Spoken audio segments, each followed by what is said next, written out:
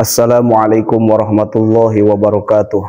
Hamdan syukran ala ni'matillah wa usalli wa sallimu ala rasulillah sayyidina Muhammad ibn Abdillah wa ala alihi wa sahbihi wa man tabi'ahu illa yaumil qiyamah. Amma ba'du.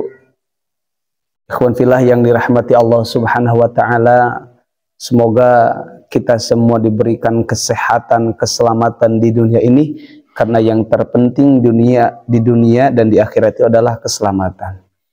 Maka ikhwan fillah yang dirahmati Allah Subhanahu wa taala, yang setia nonton di video ini channel YouTube ABM, saya doakan semoga kita semua diberikan kesehatan, kelapangan rezeki dan kesehatan dohir batin, serta kita semua mendapatkan ridho Allah Subhanahu wa taala dunia maupun akhirat. Amin ya rabbal alamin. Ikhwan fillah yang dirahmati Allah Subhanahu wa taala, Allah memerintahkan di dalam Al-Qur'an supaya kita semua menunaikan kewajiban, yaitu melaksanakan kefarduan, yaitu sembahyang yang 5 waktu. Yang mana sembahyang itu tidak sah ketika kita tidak memenuhi syarat-syarat yang telah ditulis atau disyariahkan di dalam agama, yang mana diantaranya adalah bersuci dari hadas besar dan hadas kecil, yang mana kita sebelum sembahyang harus punya wudhu dulu, karena Rasulullah SAW bersabda, la sholata liman la wudhu alahu, tidak sah sembahyangnya atau tidak sah sholatnya ketika kita tidak punya wudhu. Maka berwudulah dulu.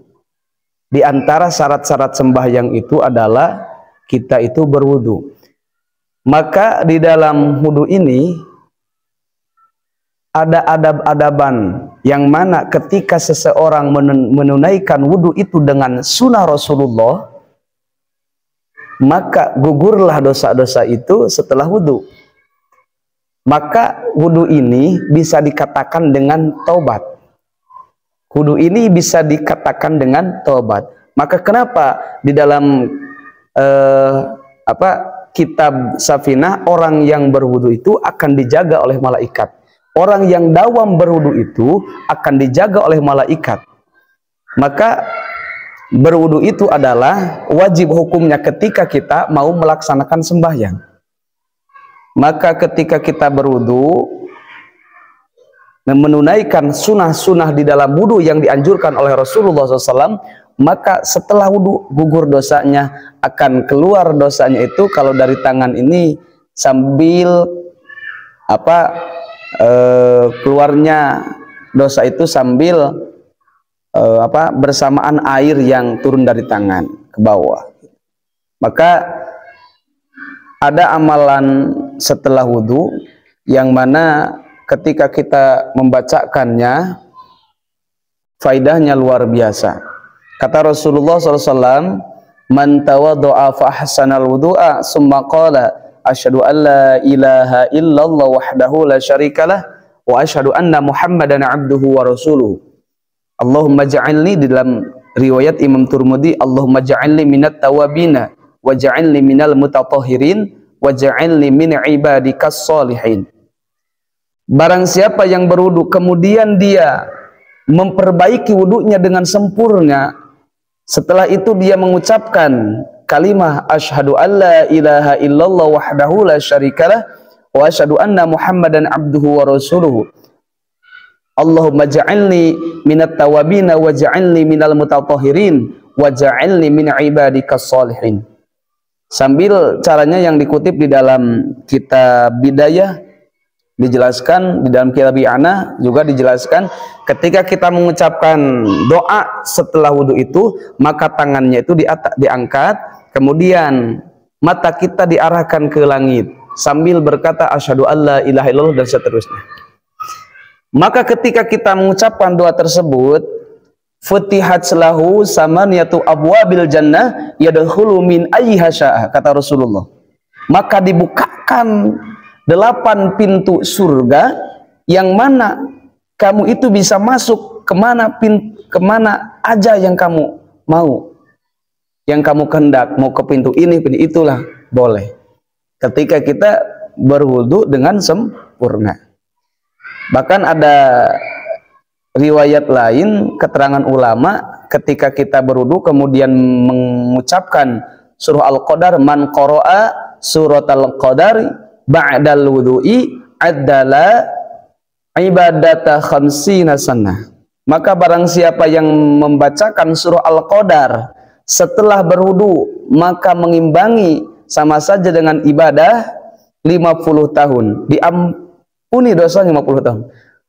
Tapi yang paling masyhur ini adalah hadis di dalam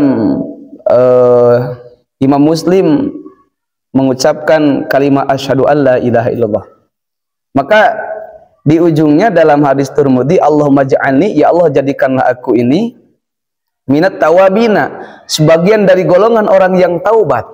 Nah, maka wudu ini bisa dinamakan dengan taubat. Ketika kita punya dosa, kita berwudu dengan benar berwudunya, maka insya Allah dosa kita akan digugurkan oleh Allah Subhanahu wa ta'ala. Maka ikhwan fillah yang dirahmati Allah Subhanahu wa ta'ala, ternyata ketika kita berwudu dijelaskan dalam kitab Bidayah, kemudian kita mengucapkan doa tersebut, maka nanti di yaumul qiyamah akan dicap di dalam punggungnya ini kalimat asyhadu alla ilaha illallah wa asyhadu anna muhammadar rasulullah, yang mana nanti di yaumul qiyamah itu akan bercahaya di punggungnya itu dari kalimat tersebut.